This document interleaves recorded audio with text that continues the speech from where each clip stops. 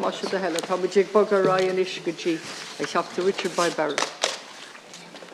Taoiseach, could you explain to the public why successive Fianna Fáil and Fine Gael-led governments, including many that you were a part of, have pursued over many, many years a systematic strategy of denying rights and entitlements to vulnerable people and to people who have been wronged by the state, often pursuing a very hostile, cynical legal strategy to deny people their rights. We had vulnerable people in long-term residential care with disabilities denied their disability allowances.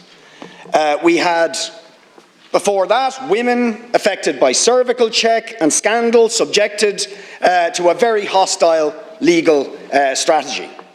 Last night, we had the government yet again excluding tens of thousands of mothers and children who are victims of the abuse by church and state in the mother and baby homes, arbitrarily and unjustifiably excluded from the redress scheme. And then, of course, there is the scandal of the nursing home fees, wrongfully levied on vulnerable people, often elderly people, unwell people, where the government has fought them every step of the way, legally and otherwise, to deny them their rights and entitlements and to use legal strategies to prevent them getting those entitlements and to hush up where the government were forced, because of legal action, to acknowledge the refunds that they were entitled to. And I want to ask you very particularly,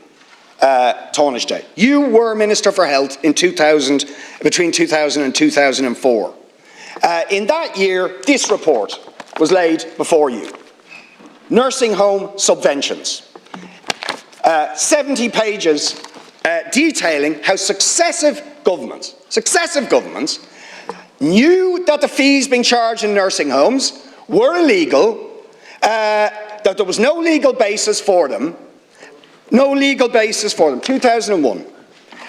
Also, by the way, and this is important, saying that people who had gone to private nursing homes were in fact entitled to public nursing home care, but there was none available to them and they were forced into the private system. And you're still saying they weren't entitled when that report made it clear that they were entitled. Another report in 2003 by the Human Rights Commission saying the same thing. Another report in 2010 by the Ombudsman, the Who Cares report, while you were a minister in the government. Where was your moral compass when it came to acknowledging the rights and entitlements of vulnerable people? How could you treat people in that disgusting fashion? First point, I would say I would disagree with your narrative and your assertion in terms of the last 30 years and the 30 years before that.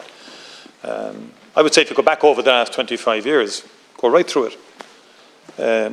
There's quite a significant number of redress schemes.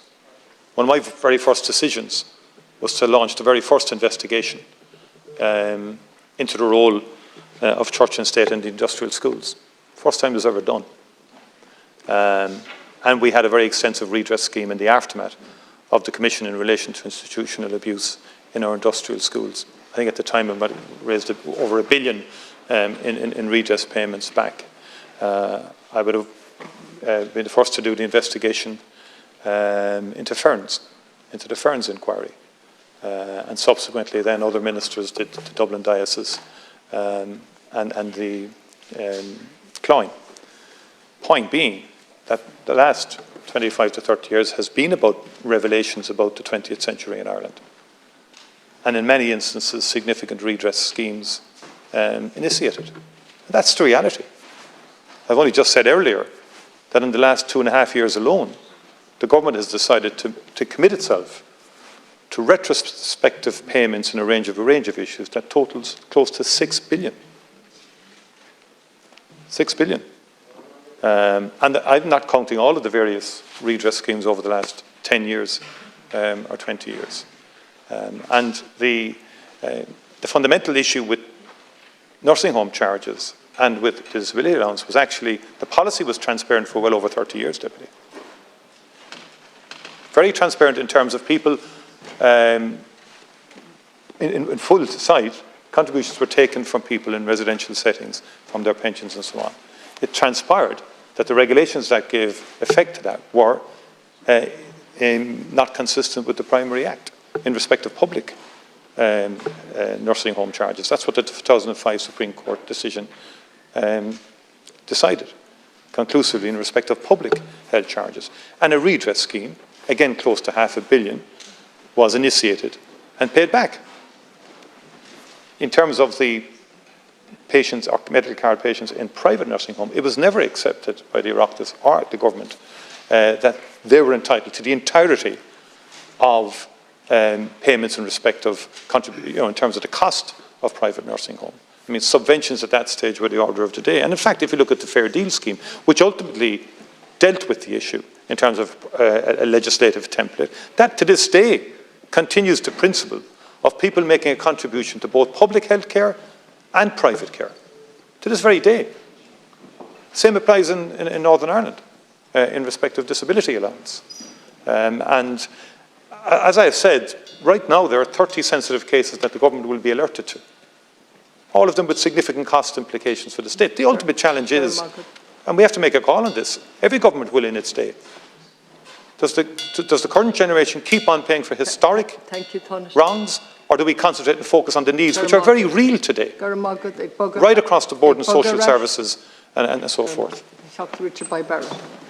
Taoiseach, did you read this report in 2001? Because it made very clear,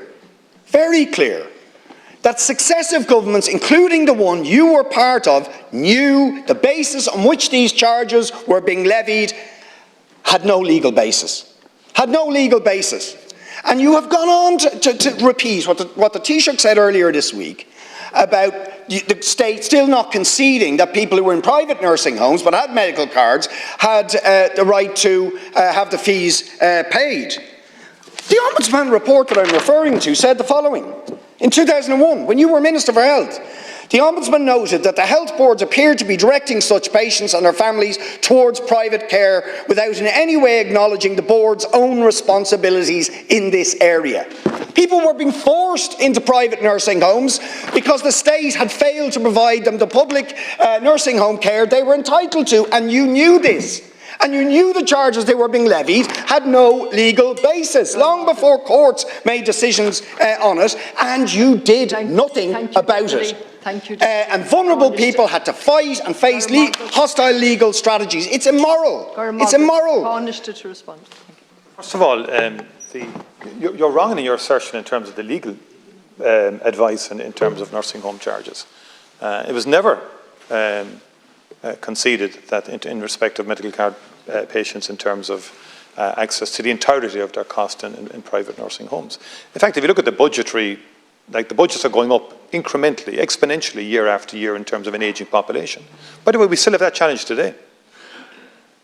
But no one wants to pay for it. And all this money isn't my money. It's not your money. It's the taxpayers' money. We're all birds of passage here. Yeah, we are. But you want 100% retrospection for everything. No, for everything. I've no doubt. I've no doubt if we reveal all of the legal strategies and all of the legal cases that are before the state at the moment, I know what your response would be. Pay it all out. You're asking the current taxpayer to do all of that. And these are not popular decisions. There was a time. Governments are there, and the executive is there for a reason from time to time. We can be judged rightly, wrongly. I accept that. But we do need to have an honest debate about it as well. In terms of how far back do we go? How much do we pay in terms of wrongs of the 20th century? Whereas today we have real issues.